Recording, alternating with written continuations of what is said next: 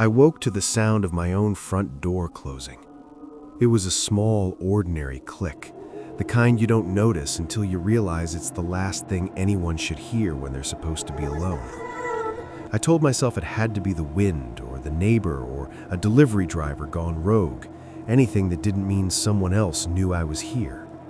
But the house smelled like lemon cleaner and my cereal, not like wind. My name is Sam. I live alone in a small row house 3 blocks from the university. I moved in after graduation because rent was cheap and the landlord didn't care about the chipped windows. I work nights on a help desk, which means I sleep in the day and keep odd hours. That detail matters. It means the house is empty during most evenings and my routine is a map of small certainties. I always lock the deadbolt. I always shut the back gate. I always leave a small lamp on by the stairs because the hallway is pitch black otherwise.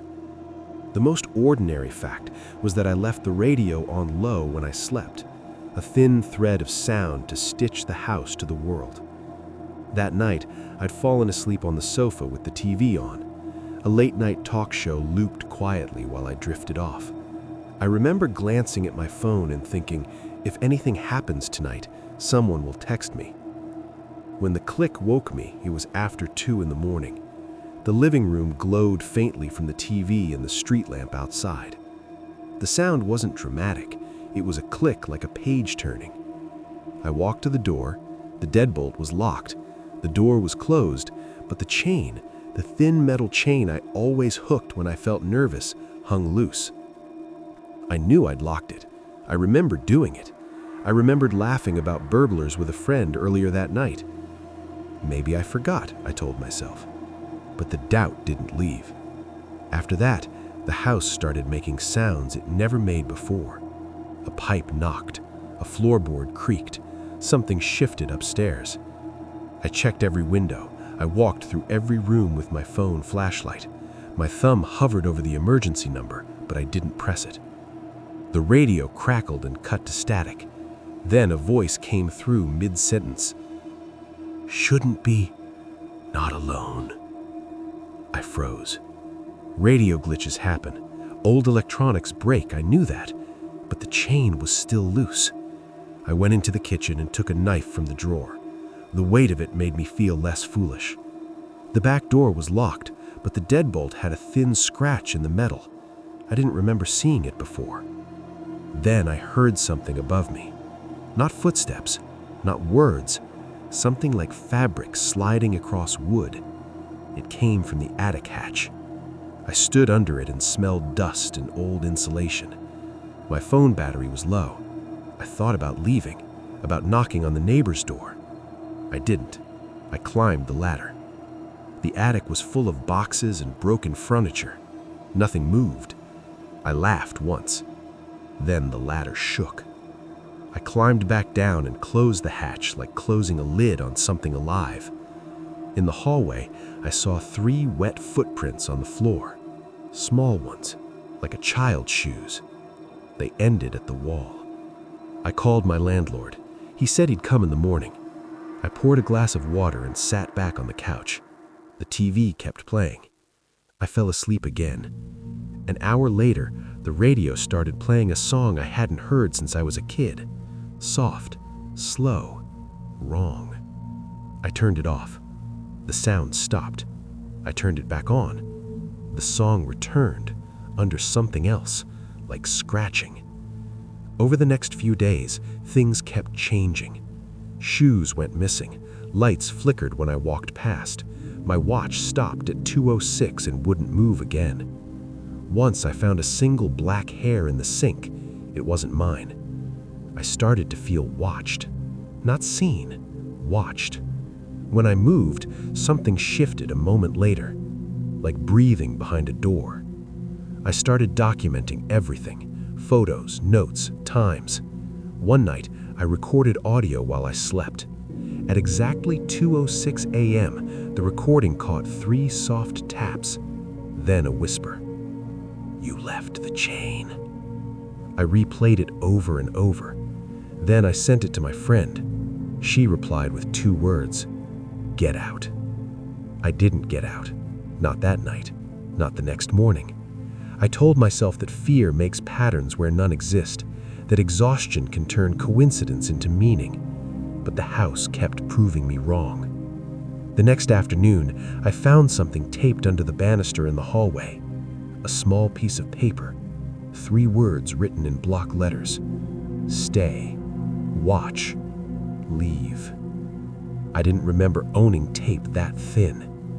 I stood there for a long time, holding it, feeling like the house had finally decided to speak in a way I couldn't ignore. I showed it to my friend when she came over.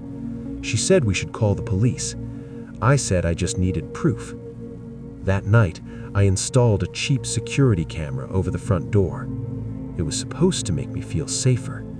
Instead, it made everything worse. For hours, it showed nothing, just the empty street and the lamppost outside. At 1:58 a.m., the motion alert went off. 3 frames were recorded. The first showed the doorway, empty. The second showed a shadow crossing the glass. The third showed nothing again.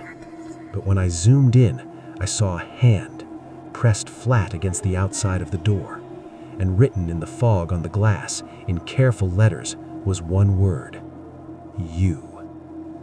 I didn't sleep after that. The next night, I kept the camera feed open on my laptop while I lay on the couch.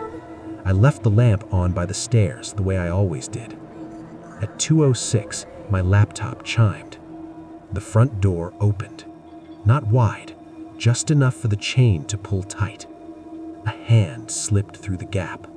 It unhooked the chain from the inside. The door closed again. No body entered the frame. No face appeared. Only the movement of the chain. And then nothing.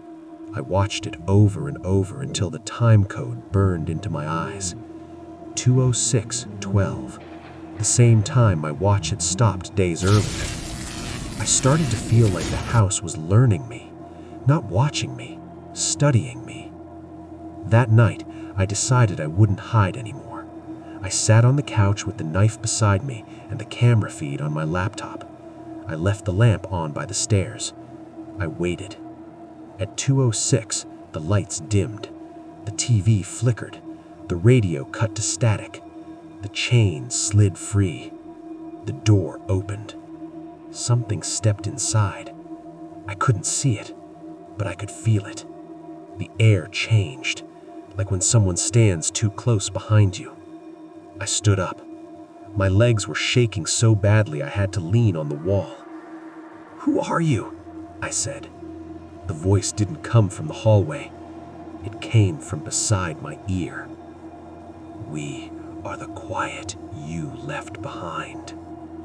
My name came next, spoken softly, like it had always known it. The lamp shattered at my feet. The smell of hot plastic filled the room. I felt something pass through me, not like a touch, like cold moving through water. My phone slipped from my hand and hit the table. The screen cracked. The camera feed froze on one frame. The empty hallway. The chain swinging. Then everything stopped. The radio turned back on. The house went still. Under the banister, the note had changed. It now said, "Not alone." My friend came back that morning. She found me sitting on the floor staring at the door. We watched the recordings together. She said nothing for a long time. Then she said we should leave. I didn't argue. For the first time, the house didn't try to stop me.